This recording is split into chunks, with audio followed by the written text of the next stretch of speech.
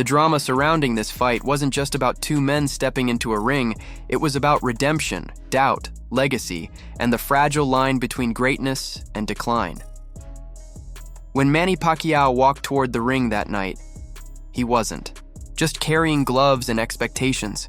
He was carrying the weight of a devastating memory, the kind that lingers in slow motion, replaying again and again in the minds of fans across the world. That haunting image of him lying face down on the canvas after being knocked out by Juan Manuel Marquez had shaken the boxing world to its core. It wasn't just a loss. It was a moment that made people question whether the legend known as Pac-Man had finally reached the end of his road. But fighters like Pacquiao don't disappear quietly. They return. And on this night, standing across from him was a younger, hungry, relentless opponent, Brandon Rios.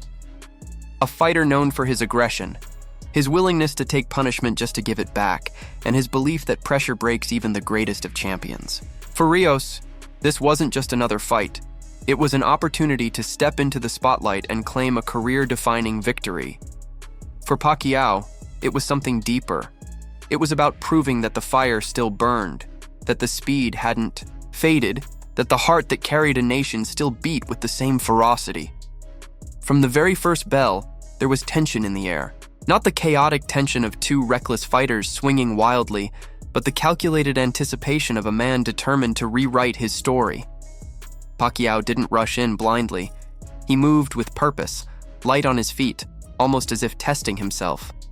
Feeling the rhythm, measuring the distance, listening to the silent questions echoing around him. Could he still do it? Rios, on the other hand, came forward exactly as expected. Pressure was his weapon. He stalked Pacquiao, trying to close the distance, trying to turn the fight into a war where his toughness could shine. But something became clear almost immediately. This was not the Pacquiao people feared was gone. This was a version of him that had learned, adapted, and evolved. Pacquiao's left hand snapped out sharply, precise and fast. It wasn't thrown with desperation. It was thrown with confidence. Each punch seemed to say, "I'm still here." He wasn't standing still, long enough for Rios to find him. Instead, he circled, darted in and out, landing combinations and slipping away before Rios could respond. It was a masterclass in movement and timing. The early rounds told a story that began to shift the narrative. Pacquiao wasn't just surviving, he was controlling. His combinations came in bursts, quick flurries that landed cleanly before vanishing into space. Rios tried to answer, but more often than not, he found himself swinging at air or absorbing shots that reminded him exactly who he was in the ring with. There was a moment early on where the crowd reacted to what looked like a possible knockdown, a brief slip or stumble that sparked debate. But it didn't matter. It didn't change the flow. Because the real story wasn't about a single moment. It was about the consistency of Pacquiao's dominance. Round after round, he built momentum, stacking confidence on top of precision. What made it even more compelling was the contrast in styles. Rios thrived in chaos, in exchanges where both fighters stood toe-to-toe. But Pacquiao refused to give him that fight. Instead, he turned it into a chess match, using angles, footwork, and speed to dismantle Rios piece by piece. It was frustrating for Rios.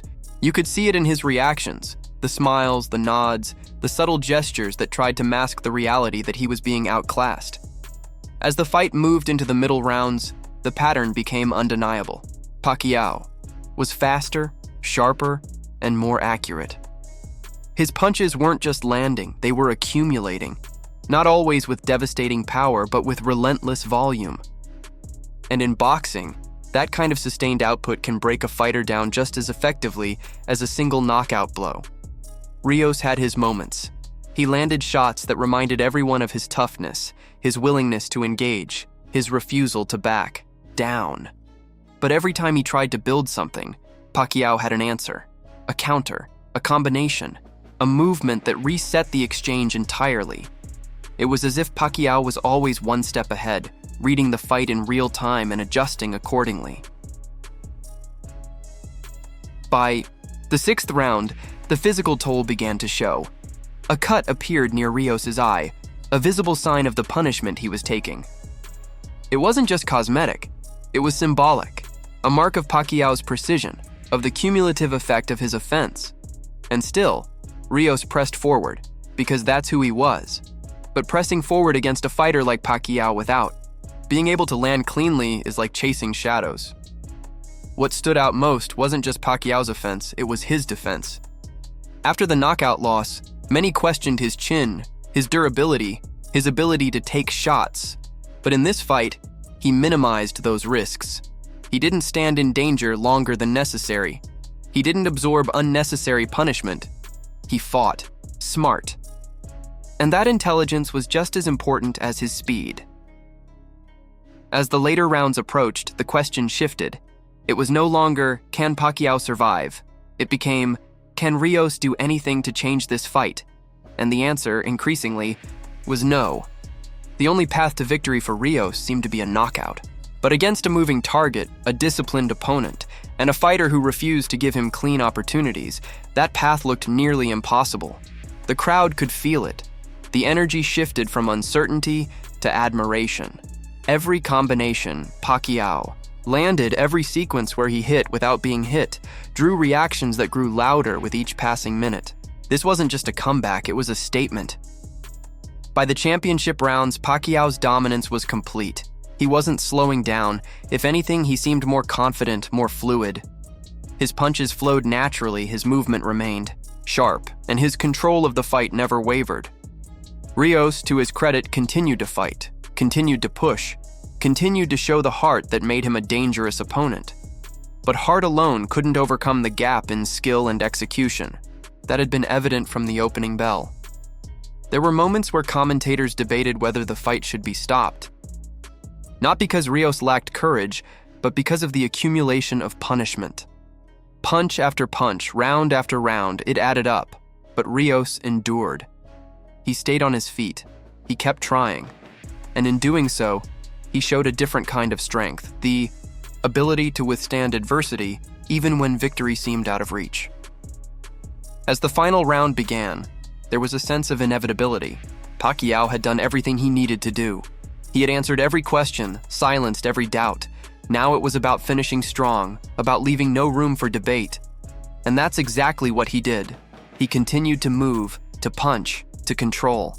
The crowd rose to its feet, recognizing what they were witnessing, not just a win, but a resurrection. When the final bell rang, there was no confusion, no suspense about the outcome. Both fighters knew. The audience knew. The story had been written over 12 rounds. When the decision was announced, a unanimous victory for Manny Pacquiao, it wasn't just confirmation of the scorecards. It was validation of everything he had set out to prove. He had come back. He had faced his fears. He had stepped into the ring with the memory of defeat hanging over him and replaced it with a performance that reminded the world why he was one of the greatest. In the aftermath, the conversation shifted once again. The doubts that followed the Marquez knockout didn't disappear entirely, but they were replaced with something else: respect, recognition. The understanding that greatness isn't defined by never falling, but by how you rise after you do. For Pacquiao, this fight wasn't just about beating Brandon Rios. It was about reclaiming his identity, about showing that he could adapt, evolve, and still compete at the highest level. It was about reminding the world that legends don't fade easily. And for Rios, despite the loss, there was something to take away as well. He had shared the ring with a legend at his best. He had tested himself against one of the most dynamic fighters in history. And while he came up short, he proved his toughness, his resilience, and his willingness to face anyone. In the broader landscape of boxing, the victory reignited conversations about what could come next. Names like Floyd Mayweather Jr. began to surface again in discussions, fueling speculation and anticipation. Because when a fighter like Pacquiao returns in such convincing fashion, it doesn't just close one chapter, it opens another. This fight became more than just a comeback. It became a reminder that in boxing, as in life, moments of defeat don't define you unless you let them. That the ability to rise, to adapt, and to keep moving forward is what separates the great from the unforgettable. And on that, Night under the lights with the world watching, Manny Pacquiao didn't just win a fight, he took back his story.